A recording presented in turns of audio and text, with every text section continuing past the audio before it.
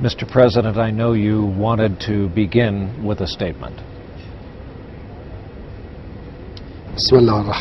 In the name of God, the Compassionate, the Merciful, a prayer for the emergence of the 12 Imam.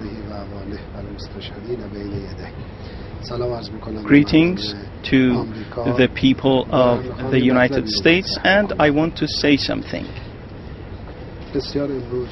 Today it's very clear that all nations, all peoples, all thinkers are displeased with the prevailing conditions around the world. The current conditions around the world fly in the face of dignity, human dignity, and the standing of human beings. And the specter of hatred, wars, and poverty is weighing heavy on our different human societies. Naturally, whoever feels for the society of man would also like a happy life, a life full of prosperity, and those of us who have such feelings must make an effort to change the present situation. And to do that, we need to understand the root causes which have led to the present situation. We believe that a materialistic outlook towards the world, and also a materialistic, again, outlook when it comes to human beings, and egoism, and also efforts for hegemony and control over others are the root causes of these problems. In a nutshell, distance and indifference to the teachings of the divine prophets and our ethical standards are the root causes that beguile humanity today. That is why the teachings of divine prophets, in other words, a belief in the Almighty, justice, friendship, and peace, and love for fellow human beings, we should return to those. If these come to prevail around the world, we will come to see that the world will be full of peace and friendship, love for one another, and the root causes of these problems will dry up, so to speak.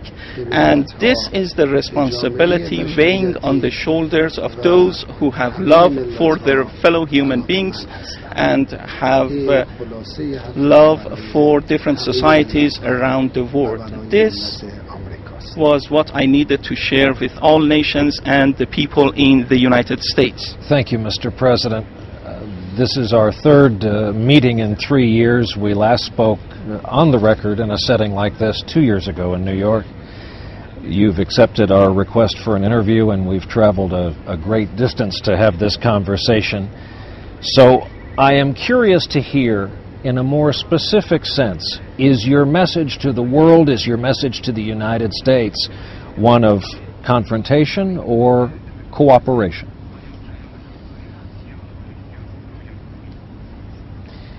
Well, this question, which I am asking from American statesmen, when it comes to the Iranian people, what road do they want to choose? What approach? For more than 50 years now, the policy of American statesmen has been to confront the Iranian people, and our people, to a large extent, have become acclimated with this situation, and we have tried to work around it. Today,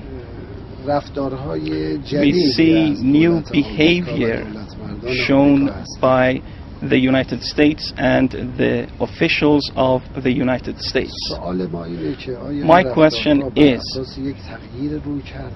such behavior rooted in a new approach? In other words, mutual respect, cooperation, and justice, or this approach is a continuation in the confrontation with the Iranian people, but in a new guise? If this is the continuation of the old process, well, the Iranian people needs to defend its right, its interests as well. But if the approach changes, we will be facing a new situation, and the response by the Iranian people will be a positive one. Specifically, what do you think is the reason for this new behavior on the part of the United States? Why do you think, for the first time since 1991, there is no U.S. aircraft carrier battle group in the Persian Gulf? Why do you think the United States has come to the table to sit across from Iran in Geneva? We welcomed that gesture, what happened over there, but the continuation and this expanding to cover other aspects of cooperation and relations can show a new approach on the part of the Americans. Specifically, there is a group of nations in Geneva, and they have asked for an answer from you by Saturday. It has to do with the processing of nuclear materials. I note that you are smiling. I would like very much to know your answer. To what? What you will respond to the group of nations in Geneva. They have given you a deadline of Saturday. Well, I didn't get that impression from the Geneva meeting. They submitted a package and we responded by submitting our own package. They again submitted a work plan and we submitted our own work plan. It's very natural in the first steps. We are going to negotiate over the common ground as they exist inside the two packages.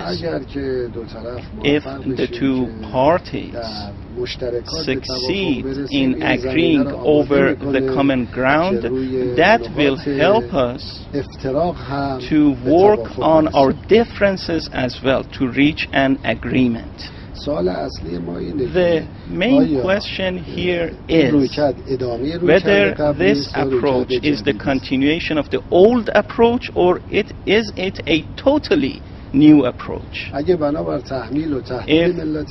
they are going to threaten the Iranian people and impose their will on us, the answer is very clear.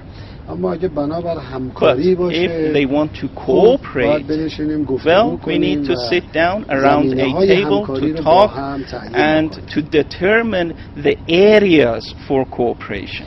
We prefer this approach to be one of cooperation. But they are free to decide as you please. Having said that, we prefer for us to proceed towards cooperation. You know full well that nobody can threaten the Iranian people and pose deadlines which they expect us to meet. This is not helpful in resolving anything. But Mr. Jalili and Mr. Solana, both those gentlemen have expressed their pleasure with how pleased they are, in other words, with the outcome of the meeting. We feel that the continuation of the negotiations have to concentrate on common ground, and that can help different countries to come together. perhaps I should be more specific. They are asking for your response by Saturday to the question, are you willing to suspend uranium enrichment? And if doing that would welcome you into a wider world, is that something Iran is willing to do?